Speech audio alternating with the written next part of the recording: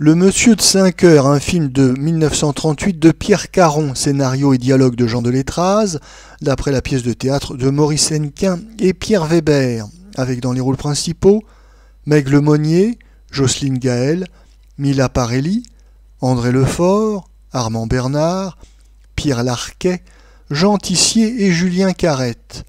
Le sujet: André Lefort, un riche banquier, qui prend le nom de son comptable, Armand Bernard, à la suite d'incidents multiples, est obligé de faire passer sa petite amie, Meg Lemonnier, pour sa fille.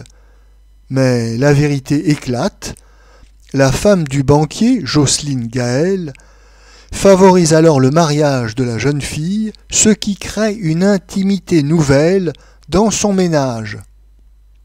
Notre avis: Le Monsieur de 5 heures est une comédie très caractéristique de ce que l'on voit sur les écrans dans les années 30, mais est-ce encore du cinéma?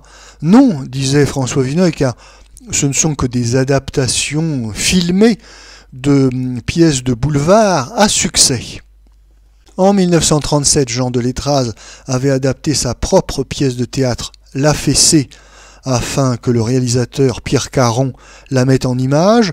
En 1938, le tandem se reconstitue et Jean Delétraz n'adapte pas ici une de ses propres pièces, mais une de Maurice Hennequin, et Pierre Caron, de nouveau, se contente de la mettre en image. Pierre Caron est un réalisateur assez médiocre, malgré le succès considérable qu'il a connu avec le film Marinella, qu'il avait réalisé en 1936, et qui a lancé la carrière de Tino Rossi. Pierre Caron, qui n'était pas seulement un réalisateur sans imagination, comme on peut s'en rendre compte en regardant Le Monsieur de 5 heures, mais qui était également un personnage fort peu sympathique. Il avait une réputation de grossièreté envers les actrices et de vulgarité. Ce n'était pas un personnage très recommandable. Quoi qu'il en soit, Le Monsieur de 5 heures, malgré la faiblesse de son intrigue, malgré une mise en scène très conventionnelle et malgré des décors ternes et vraiment passe-partout, eh bien malgré tout, ce film réserve de bonnes surprises grâce aux acteurs, une fois de plus, qui sauvent ce petit vaudeville du naufrage. En effet, ce film décousu offre la possibilité aux acteurs de faire leurs petits numéros, ils font chacun leur petit sketch, ce qui les met en valeur à tour de rôle. Alors, nous avons un certain nombre de séquences assez savoureuses.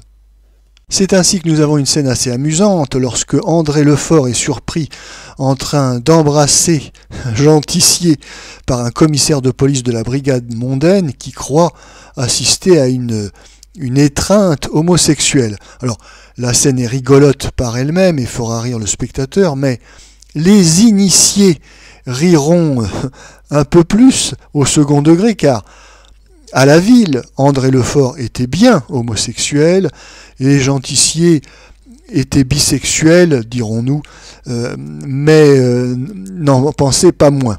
Donc, petit clin d'œil aux initiés dans cette scène assez rigolote.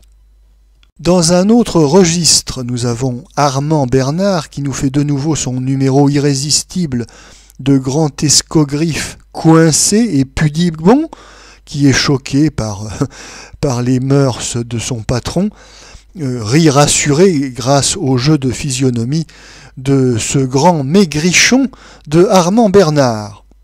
Nous avons également le plaisir de retrouver Pierre Larquet dans le rôle d'un turfiste forcené qui a toujours des outsiders à forte cote à recommander. Nous avons également dans la distribution Jean Tissier qui nous fait un gentil numéro d'écrivain méconnu, fantaisiste et un petit peu gaffeur. C'est ainsi que le spectateur oubliera bien vite cette intrigue inintéressante pour ne s'amuser que du jeu des acteurs, chacun d'entre eux ayant son morceau de bravoure.